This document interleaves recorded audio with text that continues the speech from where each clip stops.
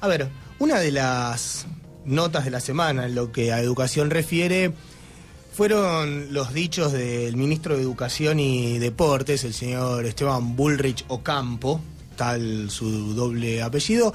Recordemos, el licenciado en sistemas, ¿sí? Ministro de Educación, primero de la Ciudad de Buenos Aires y después nacional. Julián, por ahí tenemos el pequeño fragmento de Bullrich diciendo lo de la campaña del desierto, ¿no? Bueno, no importa, no es tan grave, tampoco era muy bueno el audio, pero en Río Negro, creo que fue la semana pasada, fin de la semana pasada, Bullrich habló sobre una nueva campaña al desierto educativa, pero no con el sable, dijo, sino sí, con la educación.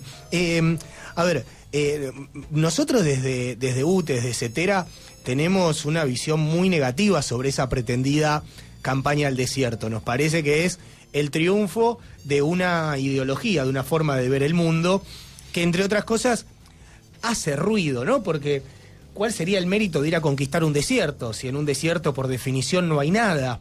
Y entonces, ¿dónde está el mérito? Tengo en el billete de 100, en uno de los billetes de 100 que me quedan, en el dorso, que está el general Julio Argentino Roca, abajo aparece la conquista del desierto, y están todos ahí muy serios, muy duros, como sándwiches de tortuga, arriba de los caballos, dispuestos a conquistar un lugar donde no había nada. Sí.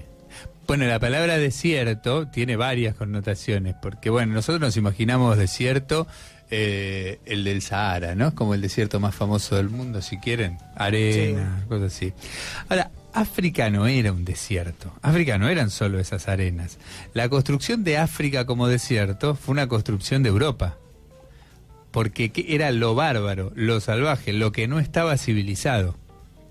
Aunque sería difícil decirle que la cultura egipcia no implicaba un tipo de civilización, para usar esta palabra de ellos, de los civilizados, ¿no? La historia africana, desde los avances en medicina, en matemática, etcétera, que habían tenido durante la antigüedad, en algún momento de la historia, con ese triunfo de Europa, mundial, esa mundialización de Europa, dijo que todo aquello que no eran ellos eran el desierto. Como también los griegos le habían decidido que eran bárbaros, ¿no? Los latinos los decían romanos, bárbaros, los romanos decían bárbaros porque les entendían que hablaban y decían barbar, porque no hablaban en latín. Desde el desierto y la barbarie siempre aparece mucho más claridad sobre quién habla, sobre los prejuicios y la construcción política que utiliza el que habla, que de aquellos a los cuales intentan hablar, que era en este caso las comunidades originarias que existían en la Patagonia Argentina y en la Pampa Argentina. Es decir, que no es inocente decirle desierto, ese oxímoron no tiene inocencia. Y que lo diga encima Bullrich Ocampo, Esteban José, que es alguien que pertenece a esas familias beneficiadas con la plata de todos, porque fue el Estado el que compró. Esto lo menciona muy a menudo Eduardo López, ¿no? Los mismos que despotrican contra el Estado, que dicen que el Estado vendría a ser una cosa así que necesitan los vagos, y cuando dicen vagos hablan de los trabajadores, ¿no? De aquellos que vivieron de renta toda su vida. Ese Estado que sería para eso fue el que utilizaron para construir esa acumulación originaria de capital, esas familias que les permitió gobernar Argentina, gobernar de facto la Argentina durante muchísimos años.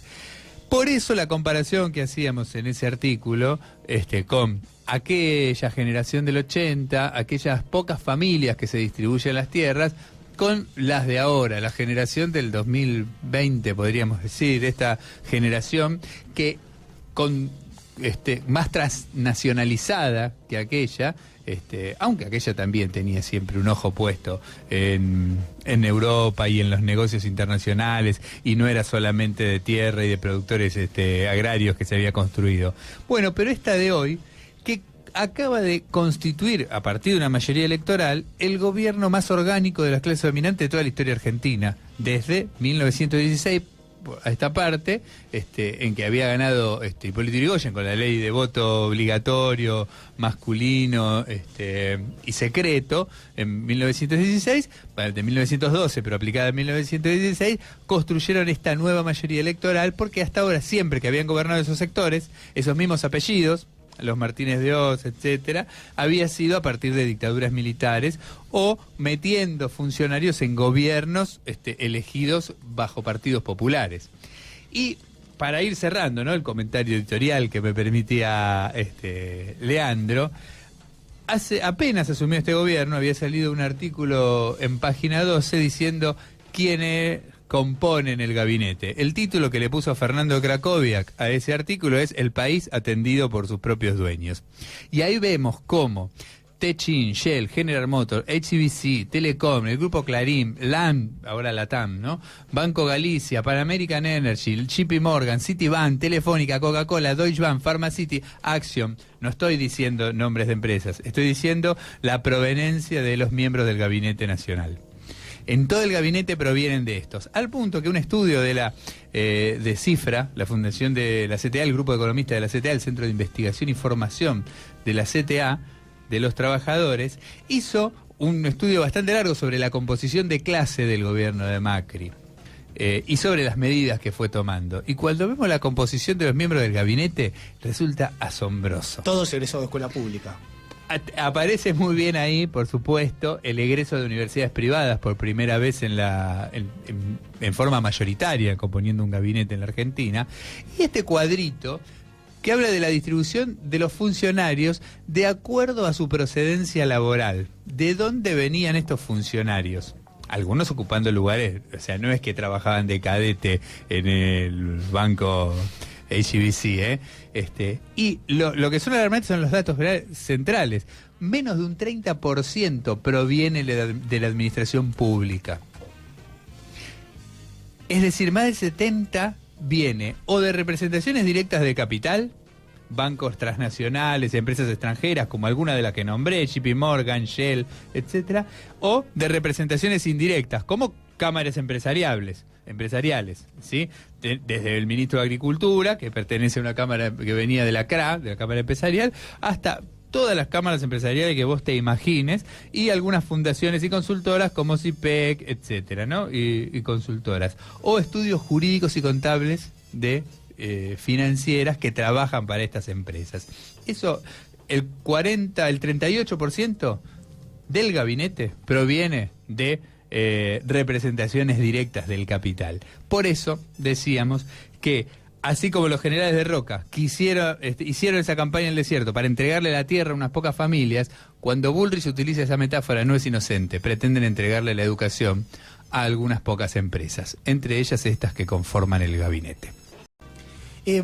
A ver, una de las notas de la semana en lo que a educación refiere fueron los días